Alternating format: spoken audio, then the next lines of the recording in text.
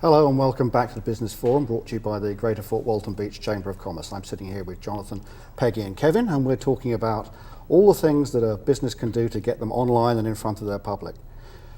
What we'd like to do now is to work out the questions that these folks are going to ask you before you can put together some form of strategy. So, ladies first again. Thank you.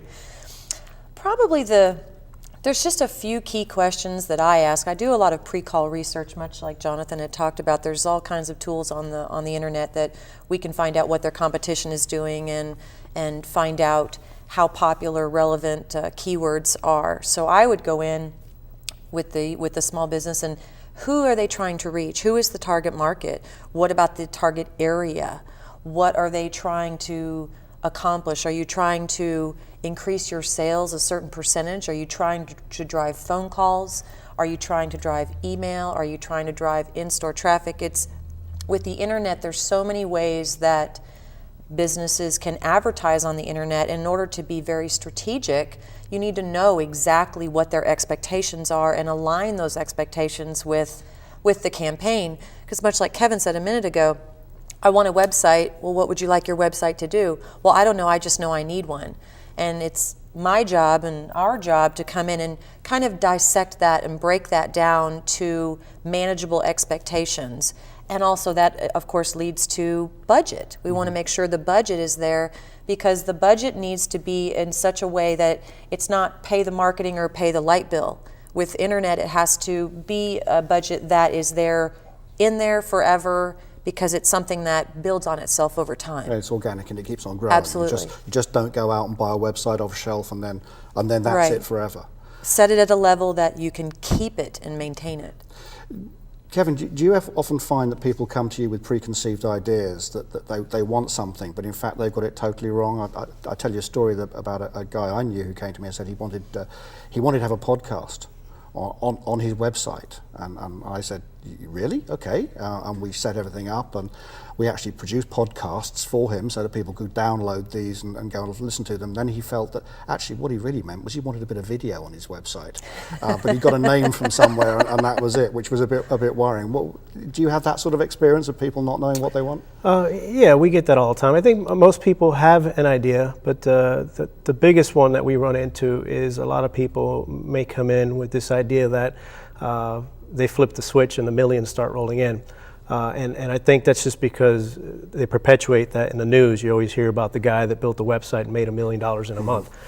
So what I try and do is let my clients know. That doesn't happen? No, it does happen. It's like the lottery. That's the anomaly. But what we try to communicate to them is if you have a brick and mortar building, which most of our clients do, and that's your business, and you're going to bring your business online, you have to treat it as you're opening up another store.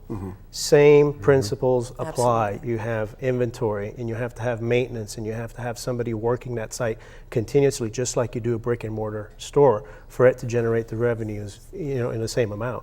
So those are the things that sometimes we see. But in talking with the client to get a better idea of what they need, we sit down and tell them there's three things that you need for a successful website.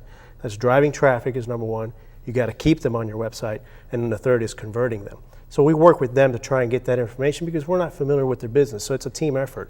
There's a lot of things like limitations. We have an attorney who's one of our clients. Well, we didn't know you can't say specialize. So those are the things that you get. Yeah, we can't say specialize in DUI or specialize in criminal defense. Those are things that by law they cannot say. Right. So you have to work closely with the client in so far as what they want on their website, but also the limitations they may have in marketing. Jonathan, I've spoken to a lot of people and they say, oh, I can't afford to go online. I don't have that sort of money. And you say, well, what sort of money are you talking about? And I guess you can fit things into all sorts of budgets, but it's not a question of saying, well, we can take it off the shelf and it's $25 or it's $5,000 or whatever. Yeah, that is a tricky question when it comes to cost, because you can have a website in about 15 minutes on GoDaddy for $5. Now, what kind of website is that? It's a website. In all the technical definitions of the word, yes, it's a website. But to have something that's customized to your business, it could cost as little as $2,000 and upwards to $100,000. It's just like building a house. What kind of house do you want? Where's your house going to be? 2 floors, brick siding, wood siding? There's a lot of different variables that go into it. And then once that website is built, the key to keeping that, or to making that website successful for that business, is to keeping the content fresh. That's what's going to drive traffic. So it's an ongoing. It's an ongoing thing, and that's probably one of the biggest misses that most people have, is they think it's a build it, leave it alone, and I'm done. And what about refreshing websites and the online presence? Yeah, to refresh a website, it depends. Again, are you starting from scratch, or are you just giving it a new coat of paint, so to speak? So it is just like looking at your store and saying, absolutely. do we redecorate it every year? Or How are we going to do this? If the website's built properly and it's built on a good solid foundation, a good content management system, typically just giving it a freshen up, a new paint job, so to speak, is pretty simple. It's not an arduous process that means starting from scratch. But if you haven't done that, then you are looking at a complete redo. Okay, here's one for all of you. E-commerce, actually buying things online. I mean, I've got friends in the chamber who are selling, we won't identify anything, but selling widgets. And they want to be able to sell these at 6:30 at night on a Sunday when they're watching a game on TV. How easy is it for them to set that up, Peggy? It's, as far as the development goes, these guys are more detailed. E-commerce is a wonderful thing, but it can also be, there's so many security issues involved, and it can get very costly on a website. But there's also programs that they can go to and set things up. Definitely, as far as the development goes, these guys are more versed on that than I.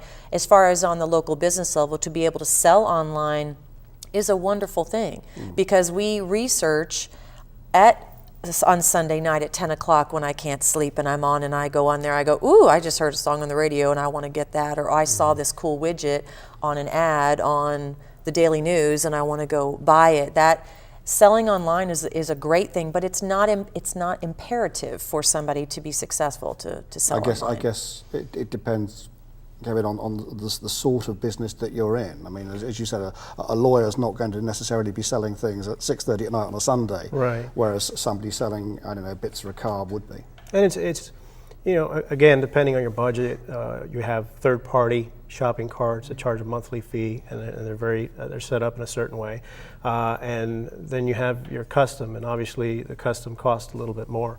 But one of the biggest things that we run into, again, is just that you have to maintain them. There has to be a process there in which somebody's taking care of inventory. And so, yes, can you have a website that's working for you while you're watching the game on Sunday? Absolutely. But there's a lot of things, a lot of work that went into that beforehand to make that happen. All right, good. Well, let's take another break. And when we come back, let's have a talk about social networking for businesses, which is a favourite of mine. You're listening to, you're not listening, you're watching. Hopefully you're listening and you're watching to the Business Forum with the Greater Fort Walton Beach Chamber of Commerce. We'll be back in a moment.